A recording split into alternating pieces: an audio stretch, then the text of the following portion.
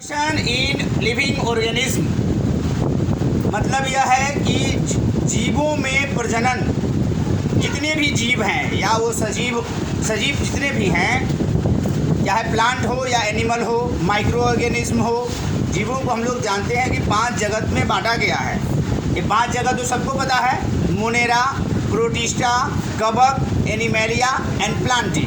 तो ये 5 जो जगत है, इस 5 जगत में अलैंगिक जनन की विधि प्रायः छोटे जीवों में होता है, सूक्ष्म जीवों में होता है या पौधों में होता है। इसमें मैंने बताया था, रिमाइंड कर देता हूँ कि अलैंगिक जनन मुख्यतः 4 प्रकार से होते हैं। विखंडन के द्वारा, जिसमें जीवों का शरीर 2 या 2 से अधिक भागों में विखंडित हो जाता है।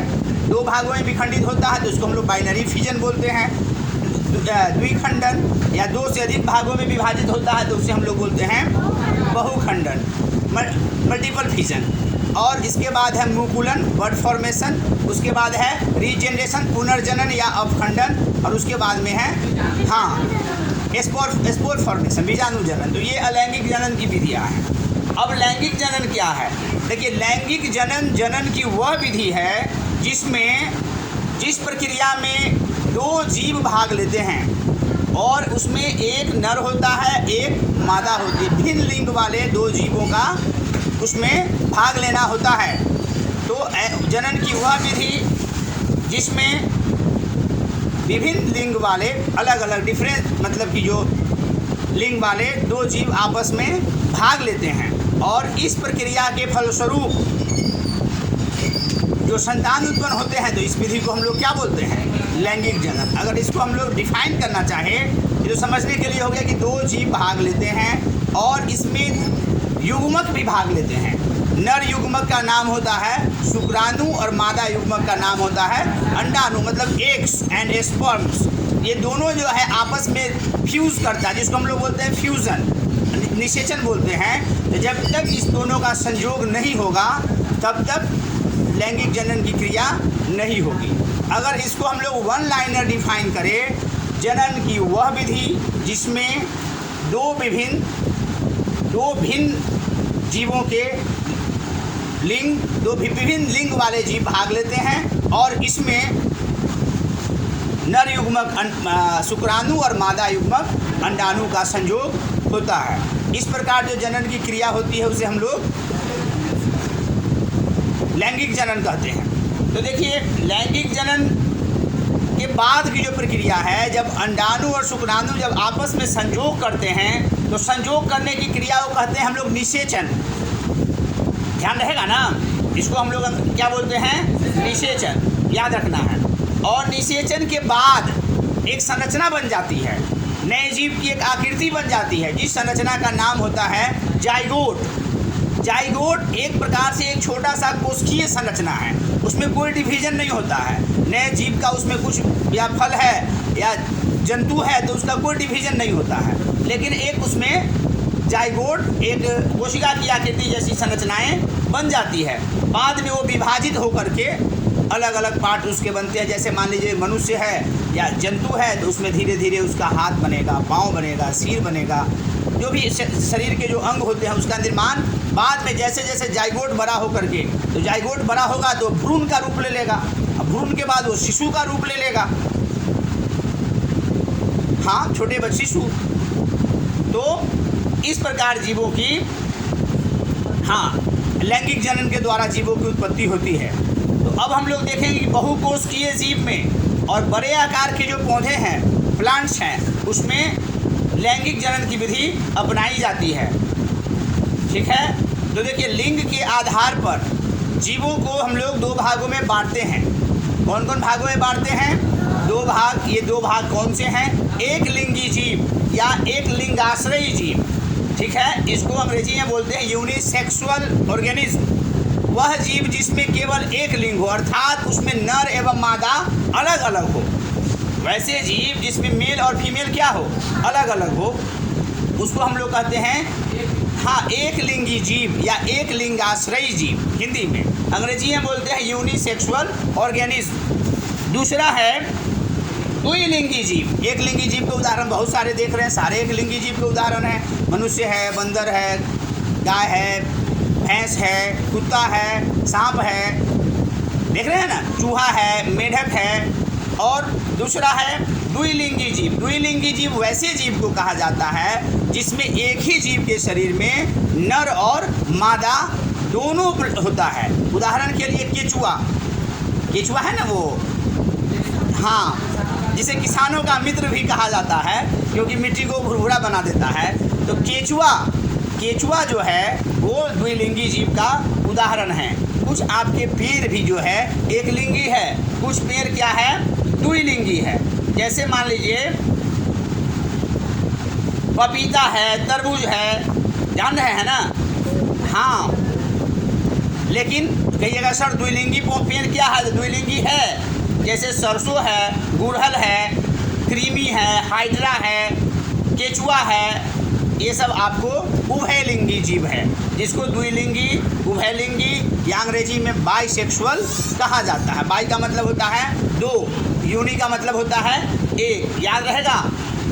अब सवाल है कि लैंगिक जनन का क्या सार्थकता है, इसका महत्व क्या है। मैंने बताया कि लैंगिक जनन की वह विधि है जिसमें नर एवं मादा दो अलग अलग जीव भाग लेते हैं।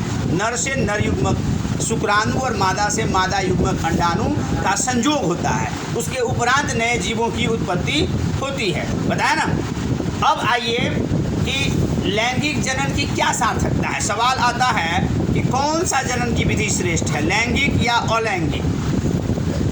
तो देखिए लैंगिक जनन में क्या है कि लैंगिक जनन को अलैंगिक जनन से बेहतर माना गया है। इसके पीछे बहुत सारे तथ्य हैं, बहुत सारे कारण हैं, क्योंकि हम लोग देखते हैं कि लैंगिक जनन में विभिन्नताएं उत्पन्न होती है, वेरिएशन उत्पन्न होता है, और अलैंगिक जनन में विभिन्नताएं उत्पन्न जो जनक है, मतलब जो मदर सेल है या मदर जीव है, उससे जो जितने नए जीवों की उत्पत्ति होती है बिल्कुल हूबहू सेम टू सेम वैसा ही होता है जैसा जिस जीव से वह उत्पन्न हुआ है अलैंगिक जनन में। लेकिन लैंगिक में क्या है, डिफ्रेंशिएशंस होता है, वेरिएशंस होता है, विविधताएं आती है, डिफरेंस होता है, अंतर आपको दिखाई पड़ेंगे। मैंने बताया था कि एक ही माता पिता के संतान 5 है तो पाँचों 5 प्रकार के होते हैं, बिल्कुल सेम एक दूसरे से नहीं होते हैं। उसका कारण मैंने बताया था कि लैंगिक जनन में जो डीएनए का स्थानांतरण होता है, जो गुणसूत्र क्रोमोसोम का स्थानांतरण होता है, वो माता से भी होता है और पिता से भी होता है। दोनों के गुण बच्चे में प्रवेश करते हैं, इसलिए और दोनों के गुण बराबर मात्रा में प्रवेश हर जीव में। मान लीजिए कि कुछ इस का डीएनए गया कलर का, तो किसी में हाइट का, किसी में किसी चीज़ का, तो ये डिफरेंस होता है। ये जो समझिएगा इस बिल्कुल सेम होगा ऐसी संभावना नहीं है। हाँ देखिए बताए थे कि मनुष्य में कितने जोड़े गुणसूत्र पाए जाते हैं, 23 जोड़ा, 46 गुणसूत्र पाए जाते हैं क्रोमोसोम की संख्या। इसी गुणसूत्र को अंग्रेजी में हम लोग क्रोमोसोम बोलते हैं। तो 46 क्रोमोसोम मनुष्य के शरीर में होता है, जो आप जान रहे हैं 44 गुणसूत्र जीवों को पैटर्नल या मैटरनल प्राप्त होता है। हाँ 22 पेरेंट्स फादर से और 22 हाँ 2 गुणसूत्र स्वतंत्र गुणसूत्र जीवों का है। अब देखिए कहने का तात्पर्य यह है, तो इस प्रकार विभिन्नताएं उत्पन्न होती है जो जातीय उद्भवन में सहायक है, नए स्पीशीज के डेवलपमेंट में सहायक है और जैव विकास में सहायक है। आज संसार में विभिन्न प्रकार के जीव जंतु और संसार हरा भरा है, बहुत से प्रकार के पेड़ पौधे हैं, जीव जंतु है, पशु पक्षी है, मनुष्य जैसे बुद्धिमान जीव भी संसार में हैं और आने वाले समय में मनुष्य और भी बुद्धिमान हो सकता है। तो कहने का तात्पर्य ये लैंगिक जनन के द्वारा ही संभव हो पाया, क्योंकि ये डिफरेंस जो पैदा हुआ, जो विविधताएं उत्पन्न हुई, हाँ ये विविधताएं जारी है और ये विविधताएं नए जाति के विकास के लिए, नए स्पीशीज के विकास के लिए, जैव विकास के लिए सहायक है। आज पृथ्वी पर इतने प्रकार के जो जीव जंतु है उसमें महत्वपूर्ण भूमिका निभाया है।